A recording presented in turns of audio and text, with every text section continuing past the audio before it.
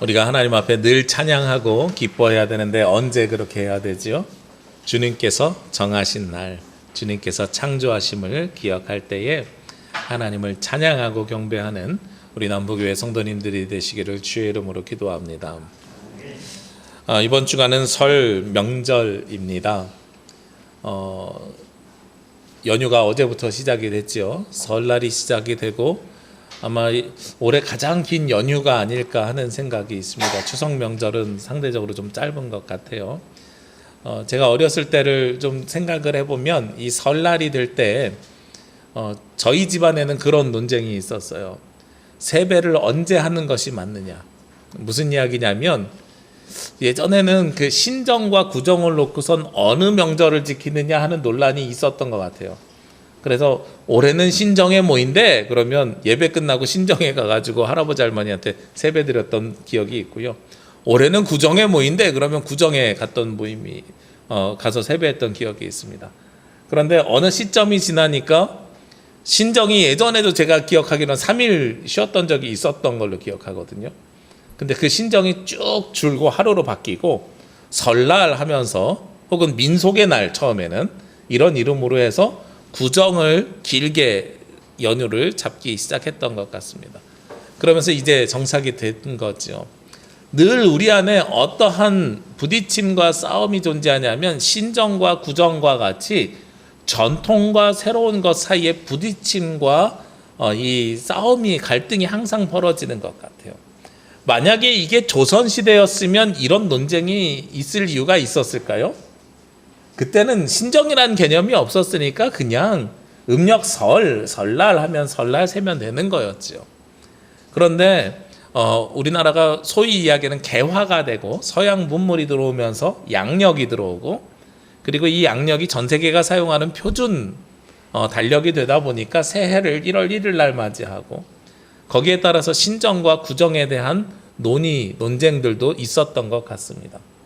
그래서 신정을 받아들이는 사람들도 있고 그 이전에 그냥 구정을 그대로 지내는 사람들도 아직도 존재하죠. 그런데 생년월일은 좀 바뀐 것 같아요. 제가 이번에 교적 카드 이렇게 하면서 생년월일을 조사해 봤더니 역시나 어르신들 중에는 음력을 세시는 분들이 많고 그리고 상대적으로 젊은이들은 그 양력을 세는 사람들이 많은데 요즘 젊은이들은 거의 다 양력이더라고요. 네, 거기서도 좀 차이가 나고 그리고 또 어르신들 중에서도 양력 세시는 분이 간혹 몇 분 또 계세요. 그래서 이런 차이들이 이 안에 있구나 하는 생각을 해보게 됩니다. 이 전통과 역사 어떻게 우리가 받아들여야 되는 것이냐 늘 고민이 되는 부분 중에 하나입니다. 오늘 우리가 성찬에 대한 말씀을 나눌 건데요. 고린도전서 11장 17절부터 34절까지는 성찬에 대한 이야기인데 오늘 말씀을 통해서 성찬식이 과거와는 다르게 변화되었음을 알 수 있습니다. 이전에는 성찬식 앞에는 항상 무엇이 있었냐면 애찬이 있었어요. 무슨 이야기냐면 우리가 예배를 같이 드리잖아요. 여러분들이 상상력을 좀 발휘하셔야 되는데 초대교회 예배는 지금처럼 여러분들이 모두 앞을 쳐다보는 예배가 아니었어요. 그때는 예배당이 지금처럼 교회가 이렇게 있는 게 아니라 한 집에서 가정에서 모였거든요. 그러니까 초대교회 때는 가정의 거실 같은 데 혹은 큰 공간 속에서 우리가 모여서 예배를 드렸기 때문에 어쩌면 앞을 쳐다보더라도 바닥에 앉아서 쳐다보셨을 것이고 말씀을 전하는 자와 말씀을 듣는 자가 간극이 멀지 않았을 것이고 그리고 예배 인원이 많지 않으면 삥 둘러서 예배드렸을 가능성도 있어요. 그렇게 모여서 하나님의 말씀을 같이 듣고 나눈 다음에 그 자리에서 바로 이어서 무엇을 했냐면 각자 음식을 내서 음식을 나눴어요. 그리고 그 음식을 나눈 다음에 성찬식을 진행했습니다. 그게 초대교회 예배의 모습이에요. 왜 그랬냐면 성찬식 하면 여러분들 머릿속에 딱 떠오르는 이미지가 있죠. 레오나르도 다빈치가 그린 최후의 만찬이라는 그림 있잖아요. 물론 그것은 사실화가 아닙니다. 신약 학자들에 의하면은 그리고 고증하는 그 고고학자들에 의하면 예수님 당시의 식사예법은 식탁에 앉아서 이렇게 음식을 떼어준 예법이 아니었어요. 식탁에 이렇게 비스듬히 누워가지고 턱을 괴고 이렇게 음식을 나눠주던 예법이었대요. 예. 그러니까 그것은 사실화가 아닌데 어쨌든 우리 마음속에는 그 그림이 있어요. 근데 그 그림에서 담고 있는 것이 무엇이냐면 성경에서도 이야기하지만 유월절 만찬을 하고 예수님께서 유월절 만찬을 하고 그 유월절 만찬의 맨 끝에 떡을 떼고 포도주를 떼서 나눠주는 성찬을 했다는 겁니다. 그러니까 초대교회는 그 전통을 그대로 받아들여가지고 함께 말씀을 듣는 말씀의 예전이 있었고 음식을 나누는 애찬이 있었고 그 뒤에 성찬이 붙어서 이루어진 거예요. 요거를 여러분들이 전제로 오늘 말씀을 보셔야 이 말씀이 좀 이해가 돼요. 그런데 우리가 요즘 예배를 드릴 땐 그렇게 예배 드려요? 예배당에서 바로 음식을 나누나요? 아니지요. 우리가 요즘은 예배를 드린 다음에 성찬이 있는 날은 애찬을 하고 다시 올라와서 성찬을 하는 게 아니라 예배 안에서 성찬을 먼저 하고 나중에 지하로 내려가서 우리 교회 같은 경우는 식당에서 애찬을 나눕니다. 왜 이런 일들이 생겨나게 됐을까? 왜 애찬이 중간에 사라지게 됐을까? 오늘 말씀해 보면 그 이유가 나오는 거예요. 오늘 말씀은 우리가 23절부터 26절까지 말씀을 나눴습니다만 크게 17절부터 34절까지 성찬에 대한 말씀을 크게 다루고 있는데 이 크게 다룰 때 세 부분으로 나눌 수 있는 것 같아요. 22절까지는 성찬에 문제가 있었어요. 엄밀하게 얘기하면 성찬보다는 애찬에 문제가 있었어요. 그리고 나서 23절부터 26절까지는 성찬은 이렇게 해야 돼 라는 모범안을 제시합니다. 그리고 27절 이후에는 그러면 성찬에 참여하는 우리 그리스도인들은 어떤 마음과 모양새로 참여해야 되는가, 이렇게 세 가지로 나누고 있었던 거예요. 그러면 오늘 사도 바울이 도대체 왜 이 성찬에 대한 모범안을 제시했을까? 그 앞에 문제를 보면 알 수 있는 거잖아요. 어떤 문제가 있었을까요? 17절 말씀에 보면 내가 명하는 이 일에 너희를 칭찬하지 아니하나니 이는 너희의 모임이 유익이 못되고 도리어 해로움이라. 즉 예배당에 모여서 애찬을 나눴는데 그게 유익이 되어야 되는데 유익이 되지 않고 오히려 어땠다고요? 해로웠다고요. 그 모양이 좋지 않았다고요. 왜 그랬을까요? 20절과 21절 말씀에 보면 그런즉 너희가 함께 모여서 주의 만찬을 먹을 수 없으니 해로우니까 만찬 먹지 말아라. 그러면서 이는 먹을 때에 각각 자기의 만찬을 먼저 갖다 먹으므로 어떤 사람은 시장하고 어떤 사람은 취함이라. 예배당에 오는 순서가 달라서 먼저 먹는 사람이 있고 나중에 먹는 사람이 있어서 여기에서 은혜가 되지 못하노라 라는 이야기를 하고 있는 거예요. 자, 우리가 이 21절 말씀을 이해하려면 여러분들이 또 전 이해해야 되는 게 있어요. 뭐냐면 예수님께서 최후의 만찬을 하셨다 그랬잖아요. 그 최후의 만찬이 어떤 식탁의 자리라 그랬어요? 유월절 만찬의 자리라 그랬죠.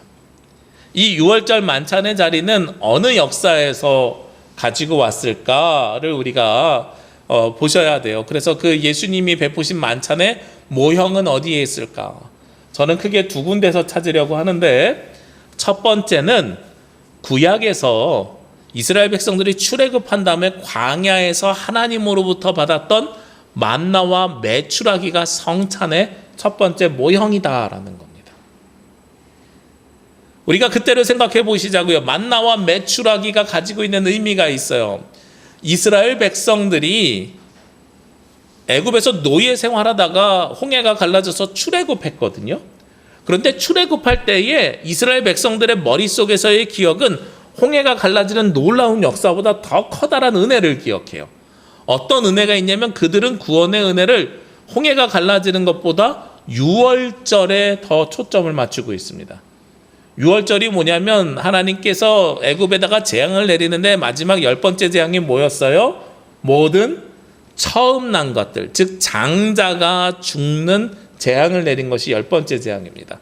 그런데 이스라엘 민족만 그 재앙을 피해갔어요.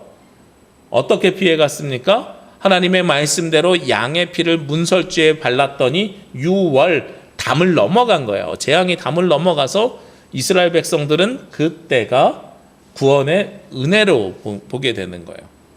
그래서 이스라엘 백성들이 광야에서도 하나님의 율법을 받아서 나눴던 음식이 어떤 음식이냐면 바로 유월절에 대한 음식입니다. 그래서 유월절은 무교병을 먹어야 되고 뭐 해야 되고 이런 예들이 많지요. 그러면서 거기에서 먹을 것이 없었을 때 하나님께 기도하고 간구하니까 무엇을 하나님께서 주셨어요? 만나와 메추라기를 주셨죠. 이 만나와 메추라기가 가지고 있는 두 가지 의미가 있습니다. 첫 번째 의미는요, 일용할 양식이라는 거예요. 오늘 필요한 만큼만 먹는 것이 만나입니다. 만나는 이틀치를 쌓아놓는다고 해서 그것을 먹을 수 있었어요? 먹을 수 없었어요. 다만 언제만 안식일에만 일하면 안 되니까 안식일 전날만 이틀치를 담아놓을 수 있었어요. 무엇을 이야기하냐면 하나님께서 때에 따라 필요한 것을 채워주는 은혜가 바로 만나를 통해서 이루어졌다는 겁니다.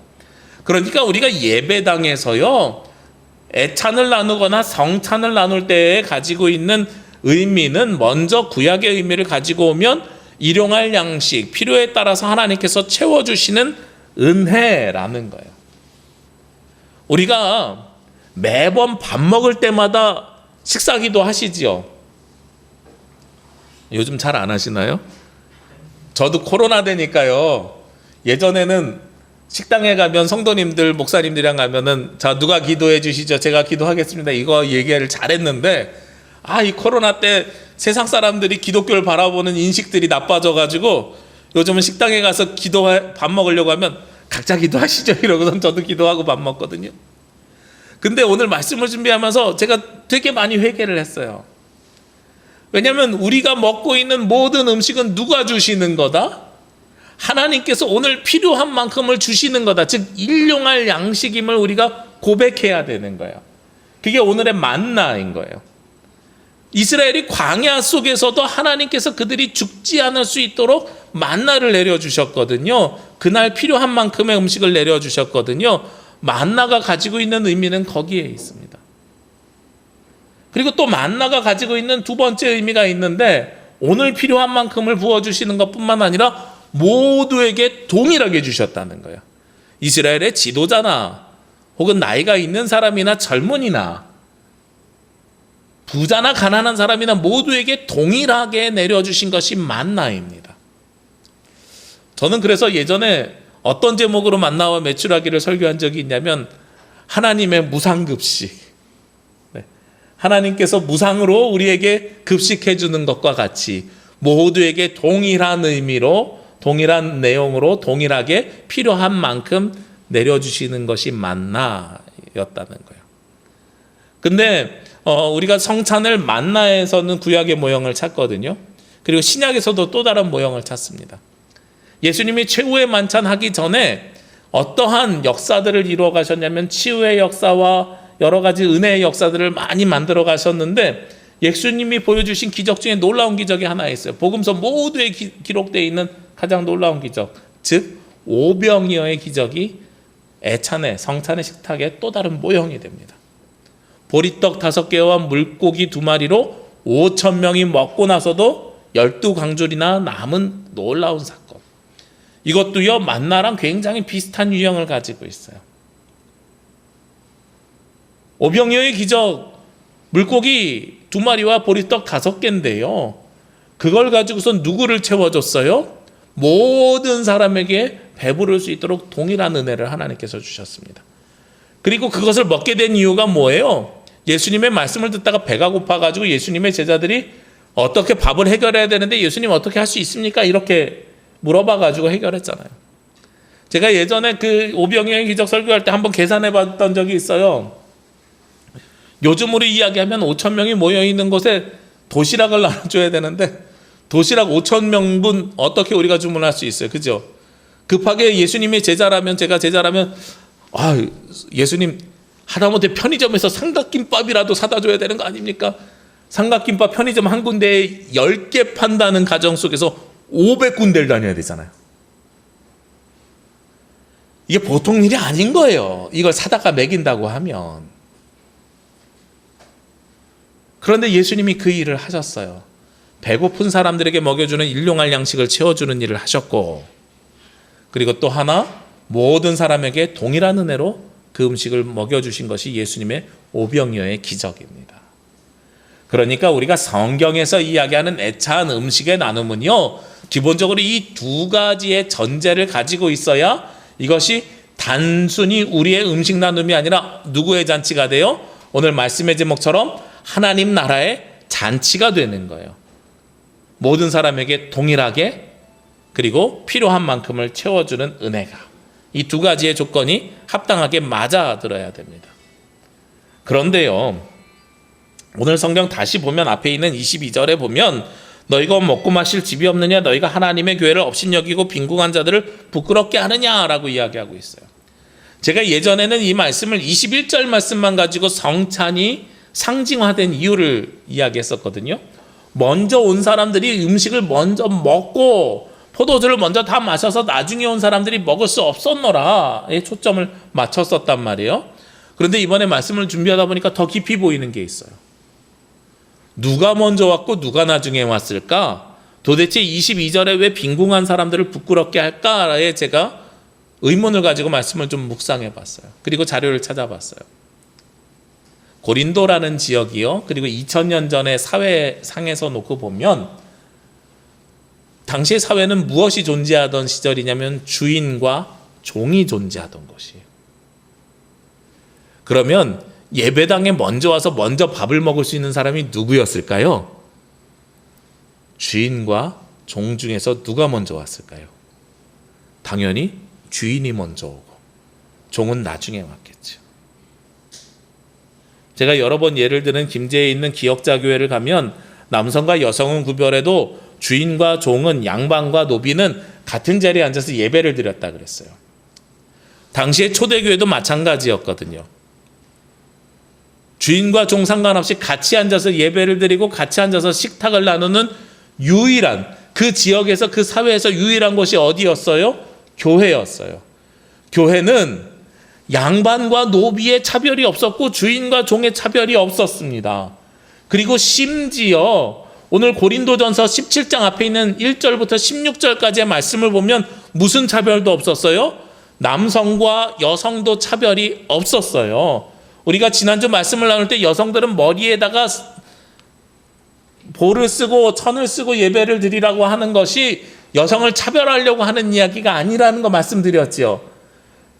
당시의 사회에서는 여성이 기도나 아니면 말씀을 전할 수 없었음에도 불구하고 여성들을 차별 없이 세우는데 세상 사람들이 보기에 오해하지 않도록 볼을 씌우라고 말씀을 드렸어요. 그러니까 오히려 그것은 차별의 말씀이 아니라 여성들도 예배자를 세우는 차별을 없애는 말씀이었거든요. 근데 너무나도 서럽게 뭐 하는데 차별이 생긴 거예요? 먹는 거에 차별이 생긴 거예요. 나중에 온 사람들이 속으로 상해하면서 그런 생각을 하는 거죠. 아, 내가 종이어서 우리 주인은 내가 만든 음식 가지고 교회에서 나누겠다고 애찬하겠다고 어깨 뽕 잔뜩 들어가서 당당하게 교회 갔는데 나는 주인이 음식 들고 교회 가면 그 다음에 뭐 해야 돼요? 남은 식탁 치워야 되고 음식 재료 치워야 되고 뒷정리 다 하고 예배당에 왔더니 먹을 게 하나도 안 남았더라. 그러니까 이 애찬이 오히려 무엇을 가져오게 되는 거예요? 부자와 가난한 사람들을 차별하는 일이 생긴 거예요. 이거는 단지 먼저 왔느냐 나중에 왔느냐에 대한 이야기가 아니라 부자와 가난한 사람들을 차별하는 일들이 생겨난 거죠. 마찬가지였을 겁니다. 남성과 여성 사이에서도 비슷한 문제가 생겼을 겁니다. 보통 음식을 만드는 것은 전통적인 사회 속에서 남성의 일이에요? 여성의 일이에요? 여성의 일이잖아요. 그러니까 예배를 딱 드리고 났는데, 급하게 와서 예배를 드리고 났는데 음식은 누가 다 먹어버렸어요? 남자들이 다 먹어버렸어요. 이런 일들이 생겨날 수도 있었다는 겁니다. 내일부터 명절이잖아요. 저희 집안은, 저희 그 친가 쪽은 이상하게도요, 명절 때 뭐 설날이면 떡국이나 뭐 이런 거 해야 되잖아요. 저희는 떡국도 잘 안 먹었고 전도 잘 안 먹었어요. 제가 어렸을 때 기억해 보면 저희 집은 할머니 할아버지가 갈비찜을 좋아하셔서 그랬는지 명절엔 항상 갈비찜 하는 게 저희 집안의 전통이었어요. 그래서 저도 처음에 결혼하자마자 저희 아내랑 부모님 집으로 모신다고 인터넷 찾아가가지고 신혼 때 막 갈비찜 했던 기억이 나요.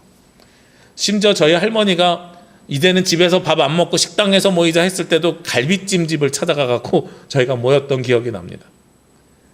근데요, 만약에 그 갈비찜을 준비한다고 가정했을 때요, 어떤 자녀들은 점심부터 와서 먹을 수 있고 어떤 자녀들은 상황에 따라서 저녁에 올 수도 있잖아요.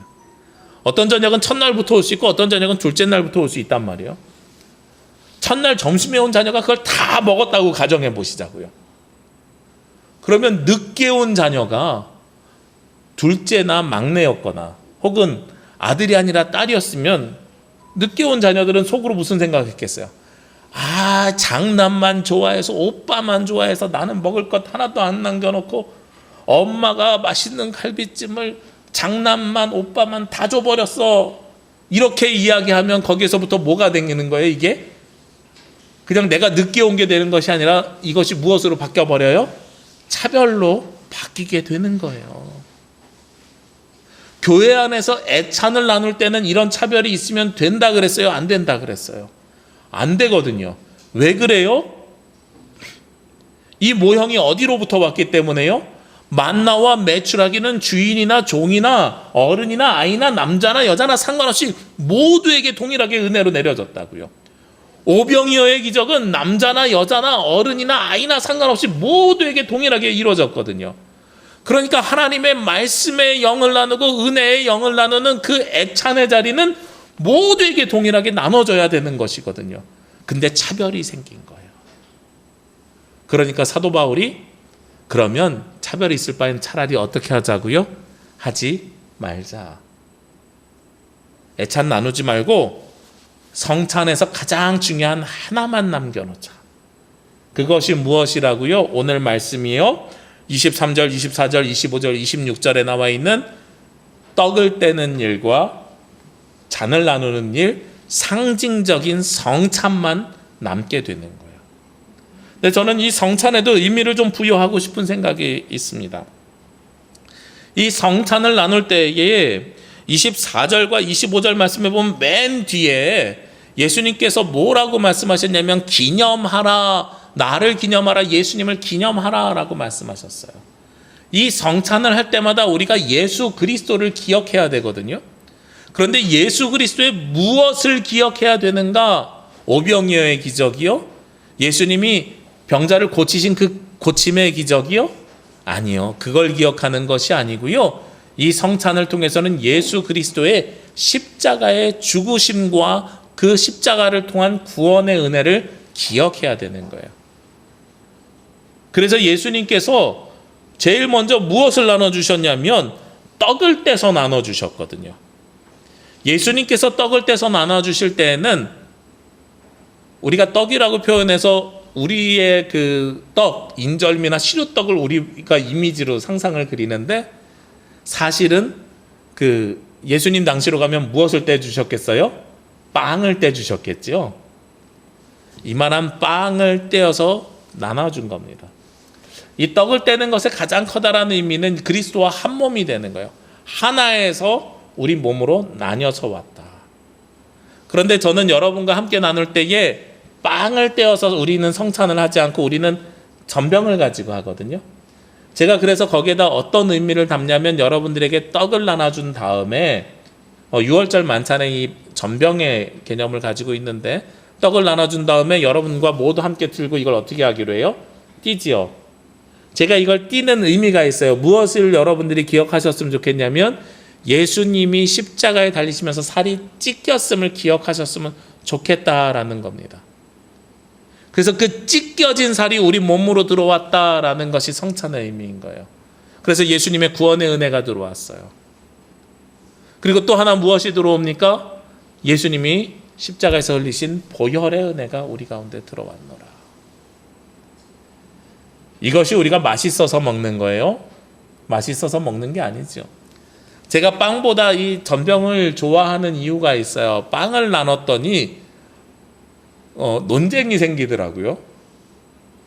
구약에 보면 6월절 만찬을 기준하면 누룩이 없어야 되는데 우리나라에서 빵집 중에 누룩 안 넣고 즉 효모를 안 넣고 만드는 빵이 없어요. 그러니까 유월절 만찬의 본질을 훼손시키는 거다라는 첫 번째 논쟁이 있고요.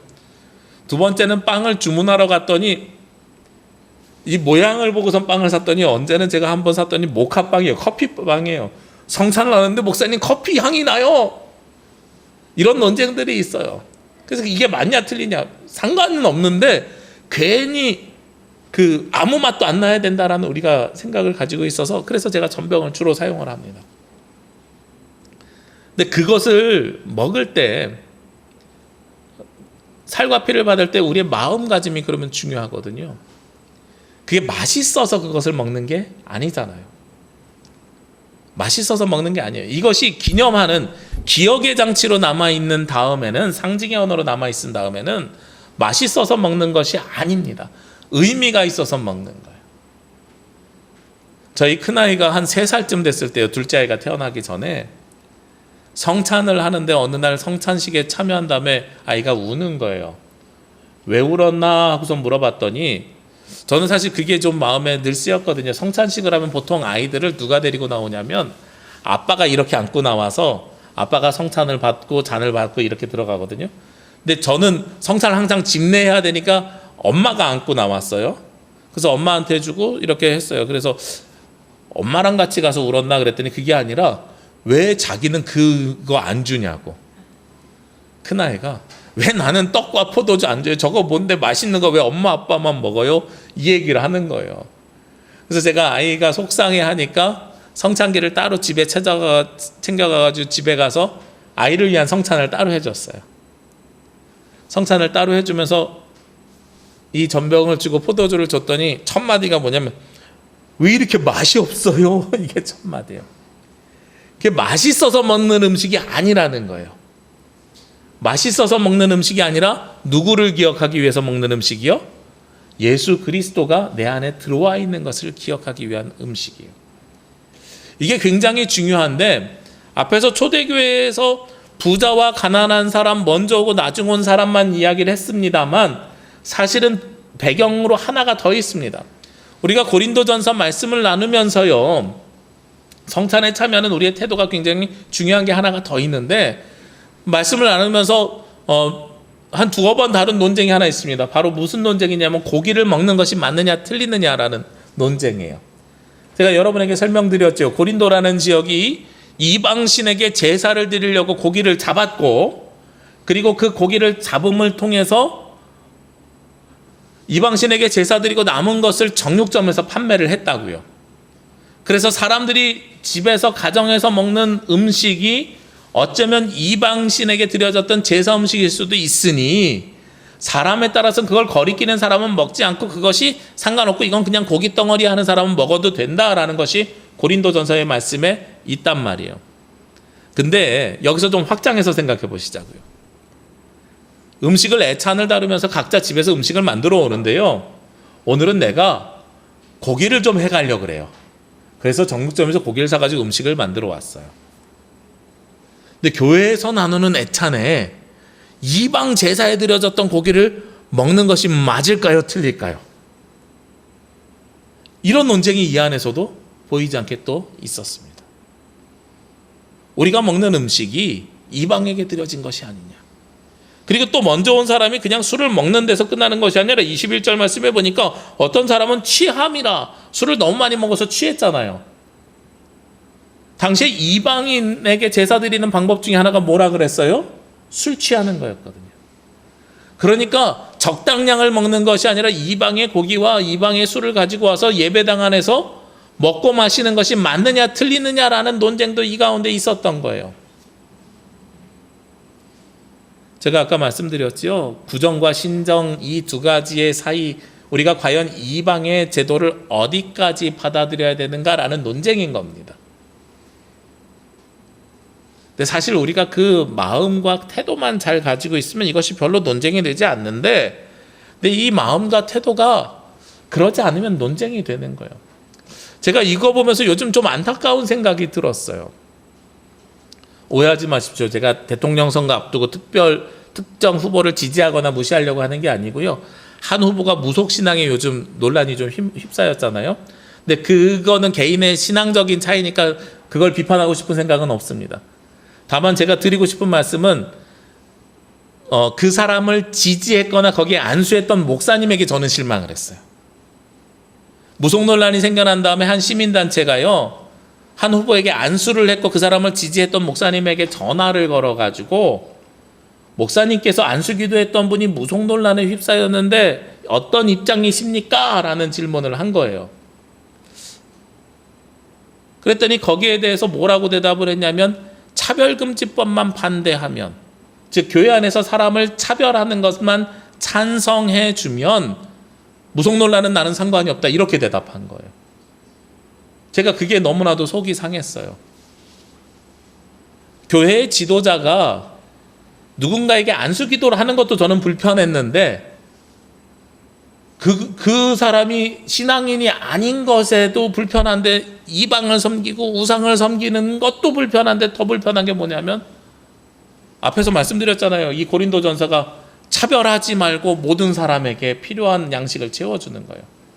성경에 반하는 일을 해도 괜찮다라고 이야기를 하는 거예요. 그 목사님이 참 안타까워요. 왜 그랬겠어요? 본인의 신앙보다 무엇이 앞서기 때문에 그래요? 신념이, 정치적인 성향이 앞서기 때문에 그런 거예요. 절대로 그러면 안 돼요. 제가 여러분에게 늘 말씀드리지만, 저는 하나님께서 필요에 따라서 기독교인을 세우기도 하고 비기독교인을 세우기도 한다고 말씀을 드렸습니다. 하나님께서는 이 나라, 이 민족에 필요한 때 필요한 사람을 세우실 거란 말이에요. 저는 거기에 확신하고 있습니다. 그래서 그 사람들이 기독교인이냐 기독교인이 아니냐 이거에 반대를 하는 게 아니라, 그것을 대하는 종교 지도자들의 모습에 대해서 안타까운 거예요. 그러니까 구약 성경에 보니까 이스라엘 왕들 중에 우상 섬기는 왕들에게 제사장과 예언자들이 동참하잖아요. 우상 섬기는데. 안타까워요. 우리가 어디까지 이방인들, 이교도들을 받아야 되는지에 대한 논쟁이 참으로 안타깝게 벌어지고 있어요. 더 안타까운 것은 한 목사님은 그런 모습을 보고선 그런 비판을 하십니다. 칼럼에 그렇게 써놨는데요. 개신교인들 중에서 그것을 받아들이는 사람들, 무속 논란을 아무렇지도 않게 받아들이는 사람들 가운데 대다수는 예수님을 믿으면서도 점보로 다니는 사람들이 많기 때문이다. 실제로 한 점집에서 낸 통계 중에서요, 나한테 점보러 오는 사람 중에 70%는 기독교인이라고 얘기하신 점장이도 있어요. 네. 우리 안에 이런 무속이 있을 때 우리가 그러면 성찬을 받을 수 있느냐라는 문제인 거예요. 쉽게 말해서. 개인의 신앙은 개인의 신앙이고, 그 사람이 우리 교회 안 오면 저는 상관이 없거든요. 근데 그 사람이 왔을 때 성찬을 줘야 될 것이냐 말 것이냐에 대해서 저는 안 된다고 이야기하는 겁니다. 왜냐하면 성찬은요, 참여하는 자세가 중요하기 때문입니다. 28절과 29절 말씀에 보면, 사람이 자기를 살피고 그 후에야 이 떡을 먹고 이 잔을 마시라고 하고, 29절에 보면 주의 몸을 분별하지 못하고 먹고 마시는 자는 자기의 죄를 먹고 마시는 것이니라.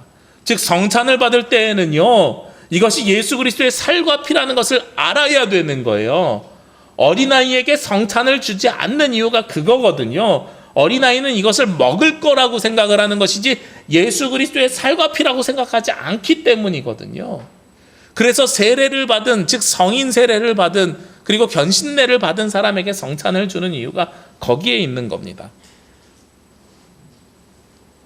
우리가 예수 그리스도의 살과 피를 받을 때에는요, 모두가 동일하게 필요한 만큼 하나님께서 주시는 은혜를 받았음을 기억해야 됩니다. 그래서 우리는 어떤 마음으로 예수 그리스도를 만나야 되냐면, 33절 말씀에 보니까요, 그런즉 내 형제들아 먹으러 모일 때 서로 기다리라. 모두가 다 왔을 때까지 기다리는 것이 첫 번째인 거예요.